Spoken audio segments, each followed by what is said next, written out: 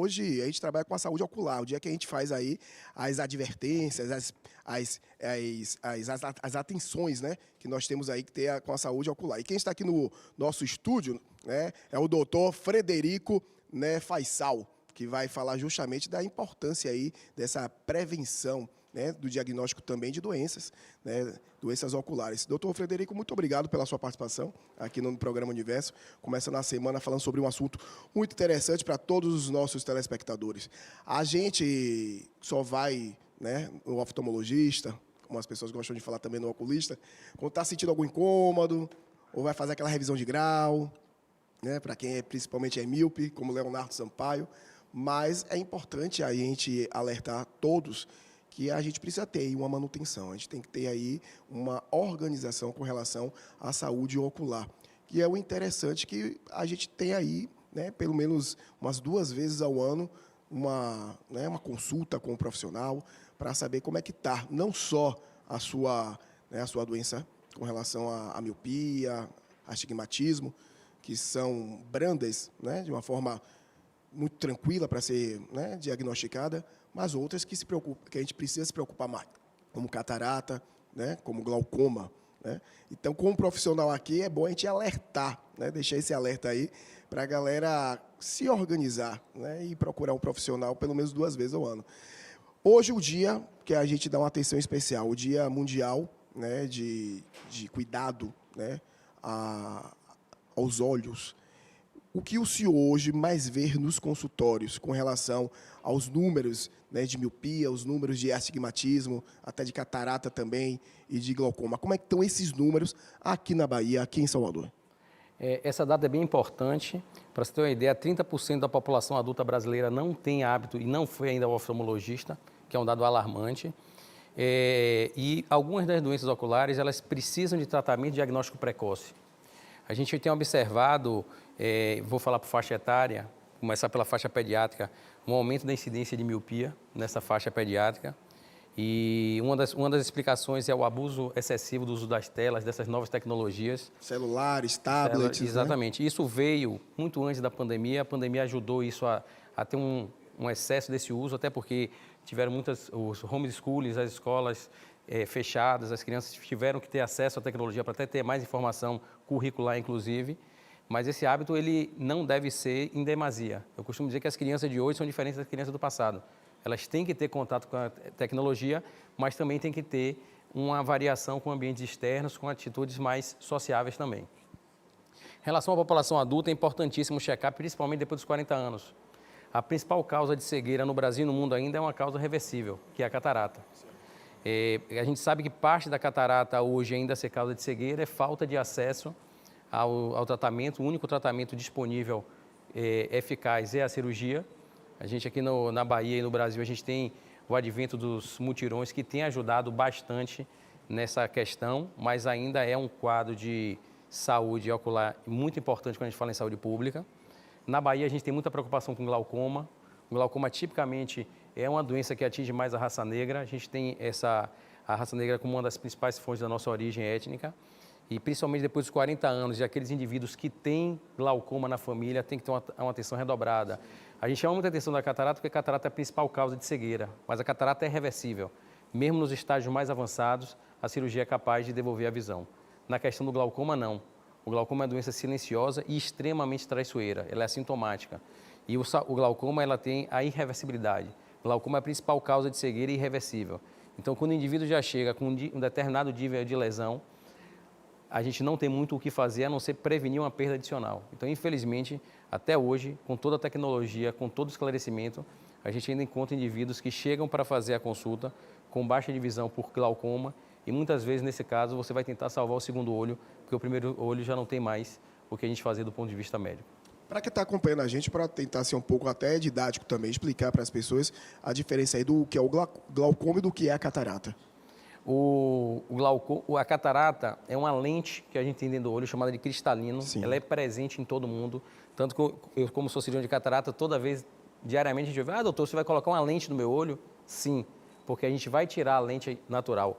A catarata é o cristalino opacificado. Então, quando ele opacifica, essa opacificação, em geral, é progressiva e você não deve deixar que essa catarata ela chegue aos níveis mais avançados, porque não só há uma opacificação, mas um endurecimento e um crescimento do cristalino.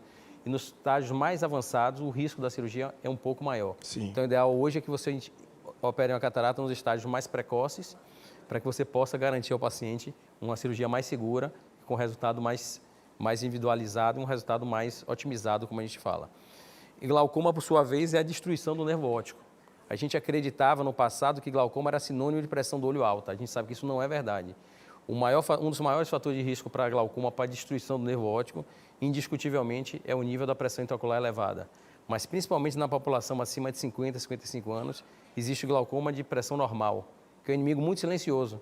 Porque naquele senso comum, o indivíduo pode fazer uma avaliação, medir a pressão do olho e falar, a pressão do meu olho está boa. Mas o glaucoma de pressão normal é um glaucoma que a gente tem que ter muito cuidado, principalmente depois de 55 anos, porque do mesmo jeito que um glaucoma primário de ângulo aberto, o glaucoma hipertensivo, ele também pode levar à cegueira se não for tratado de forma adequada. Doutor Frederico, o senhor falou aí inicialmente sobre a criançada, né? Que hoje já nasce praticamente com um tablet na mão, um celular na mão. É impressionante a forma como eles conduzem o seu dia a dia com essa tecnologia, que a nossa geração, demorou bastante tempo até de ter um manuseio, né, mais condicionado mesmo ao dia a dia, né? A gente estabelecer isso na nossa rotina. E falando um pouquinho sobre os tablets, falando um pouquinho sobre o celular, essa luz azul, né, que falam que isso prejudica muito a visão com o uso excessivo, né, de ressecamento dos olhos e tudo mais. Queria que o senhor falasse e abordasse um pouquinho esse assunto. É realmente preocupante essa luz azul utilizada excessivamente para a criançada? Porque, como você falou, os números pós-pandemia de crianças que tiveram que utilizar óculos, né, cresceu, né, números realmente bem estratosféricos, por conta de miopia, por conta do astigmatismo, né, a tela muito próxima, e aí começa a desencadear esses problemas. Mas a luz azul aí, qual é o grande problema dela utilizado de forma excessiva? Tá. A curto prazo, a gente tem essas queixas de olho seco, a falta de lubrificação do olho, mas a médio e longo prazo, os estudos ainda são iniciais, porque isso é uma nova realidade mundial, mas acredita-se, em relação à mácula, ela pode ajudar a pacientes a terem degeneração de mácula, que é uma coisa que vai acontecer mais no final da vida, mas a partir de agora que a gente previne. O estímulo excessivo a essas telas pode ser um fator que pode abreviar, tornar a catarata mais precoce. A gente tem observado hoje que a catarata é um evento que acontece muito mais precoce do que acontecia no passado. Acredita-se que tem a ver com aumento da exposição da radiação da ultravioleta, da queda da camada de ozônio, sim, mas essa questão interna, esses novos hábitos, fazem com que a gente fique mais exposto. Justiça seja feita, as telas têm evoluído e têm sido mais protetivas, mas, de fato, do mesmo jeito que elas estão mais protetivas, a exposição, o tempo de exposição tem aumentado. Antigamente o celular só ligava, hoje eu costumo dizer que ele liga também, mas a gente resolve praticamente tudo e eu acho que a gente não pode não entregar isso à criança. Isso faz parte, mas eu acho que nós pais temos que conseguir educar as crianças a ter um limite para esse uso e esse uso ser excessivo. E aí, como pai, eu costumo dizer, se você oferece a seu filho algo mais interessante que o celular, ele vai fazer. Às vezes dá até trabalho para a gente, mas dá. Se você estimular ele a jogar uma bola, tomar um banho de piscina, e muitas vezes os pais têm que estar participativos disso também, que às vezes não é difícil pela nossa rotina, mas isso tudo faz com que você estimule aquele use por menos tempo as telas. Em relação aos colírios, não falo os colírios para as pessoas que realmente, né, têm a catarata, que teve o glaucoma, que são colírios, né, específicos até, para serem utilizados. Mas eu percebo que tem muita gente que utiliza os colírios para deixar, né, o globo ocular um pouco mais úmido, né, por conta de irritações também, o olho fica um pouco vermelho, coloca, e as pessoas começam a ficar muito, né, presas a esses colírios. Esse uso, né, demasiado desses colírios da rotina do dia a dia, não os prescritos para, né, quem já tem, né, problemas oculares, mas esses para deixar o olho um pouco menos com vermelhidão e tudo mais, e as pessoas se prendem muito a isso. O uso excessivo pode provocar aí alguma coisa? O uso excessivo, principalmente dos colírios mais antigos, pode prejudicar de alguma forma. Alguns desses colírios possuem conservantes para evitar contaminação. Os colírios lubrificantes mais modernos, eles têm a maioria deles hoje já são desprovidos de conservante, então são colírios mais puros e mais seguros. Mas eu sempre aconselho, antes de utilizar um colírio lubrificante, que procure um especialista para ver e adeque à real necessidade. Muitas vezes a gente precisa apenas controlar alguns hábitos. Sim. O ar-condicionado faz parte da nossa vida, a gente não tem... Justamente. Né, estamos num estado que é muito quente, então não tem como a gente produzir bem fora de ar-condicionado, então o ar-condicionado resseca o ambiente.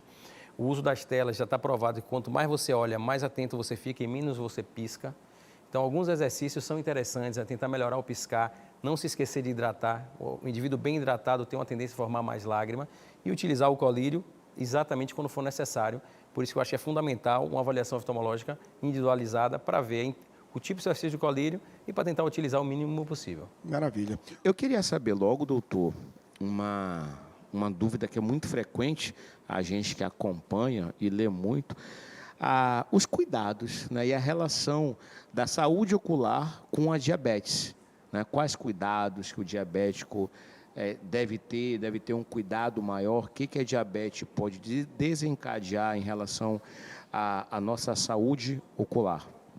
Essa pergunta é muito importante. Diversas doenças podem atingir o olho, as doenças sistêmicas, mas diabetes, sem dúvida, se não for mais importante, é uma das mais importantes. A diabetes pode ser uma causa de cegueira irreversível, principalmente se o indivíduo não tiver um tratamento precoce. O nível alto de glicêmico crônico, ele pode contribuir para a formação mais precoce de catarata. Então, os indivíduos diabéticos, em geral, têm catarata mais cedo e quando esta presente, ela se forma de forma mais rápida. E a catarata, como eu falei mais cedo, ela é reversível. A diabetes também pode atingir o olho de forma irreversível através da retinopatia diabética. O tratamento da retinopatia diabética teve uma evolução absurda nos últimos 20, 30 anos.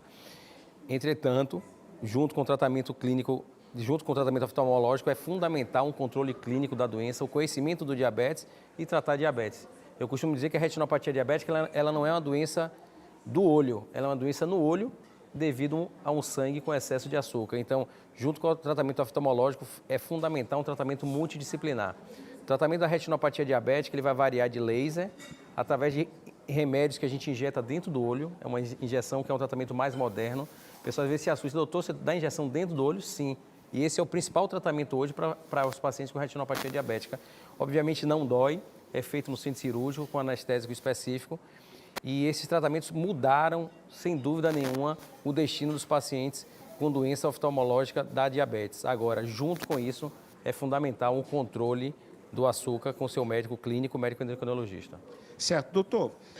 Quais são os sintomas que a gente tem que ficar muito atento, né, em relação a uma saúde, né, saudável dos nossos olhos? Existem alguns sintomas ou só exatamente quando está com dor, quando está lacrimejando? Ou existe algo que a gente tem que ficar mais atento? Algumas doenças, como glaucoma, não dão sintomas nenhum, então é fundamental o conhecimento da importância da consulta oftalmológica de rotina, porque o glaucoma, quando ele leva a visão, já é de uma forma irreversível. Mas eu vou chamar uma atenção bem importante, principalmente para os pacientes míopes. A gente tem um descolamento de retina como uma emergência oftalmológica, que pode acontecer em qualquer idade. As pessoas que têm miopia, em geral, acima de 6, têm um fator de risco maior. E, geralmente, o paciente está bem, e ele começa a ver flashes de luz parecendo um pisca-pisca. Geralmente unilateral, ou seja, em um olho só e associado ao movimento ocular. Isso é uma emergência oftalmológica, porque o paciente está tendo flashes, principalmente nos míopes, ou aqueles que operaram, por exemplo, de catarata de uma forma mais recente, eles podem estar iniciando uma lesão na retina, que a gente chama de rotura retiniana. E essa rotura, se não tratada, pode levar ao descolamento de retina, que é um evento grave. Então, em relação ao descolamento de retina, eu chamaria a atenção de 3 sintomas agudos. Os flashes, pontos pretos, muitos pontos pretos vistos de uma hora para outra e algumas sombras no canto lateral dos olhos. Isso faz com que seja uma necessidade de uma avaliação mais precoce. Bacana. Mas, quero agradecer a participação do doutor Frederico Faisal. Doutor, muito obrigado. Tá? Queria que o senhor deixasse aí seus contatos, a rede social, para quem quiser, né, procurar marcar uma consulta aí, por favor. Meu Instagram é drfredfaisal. Sou cirurgião, né, de catarata e de retina da Oftalmoclin, que fica nos Barris e em Vilas do Atlântico, e a gente opera geralmente no HO Brasil. Eu queria agradecer a oportunidade, tá? A gente vai estar sempre aqui, eu acho que é um assunto esclarecedor, é inesgotável essa questão da prevenção da saúde ocular, e o que a gente puder esclarecer, a gente vai estar sempre aqui, e eu agradeço a oportunidade. Muito obrigado, viu, doutor? De verdade.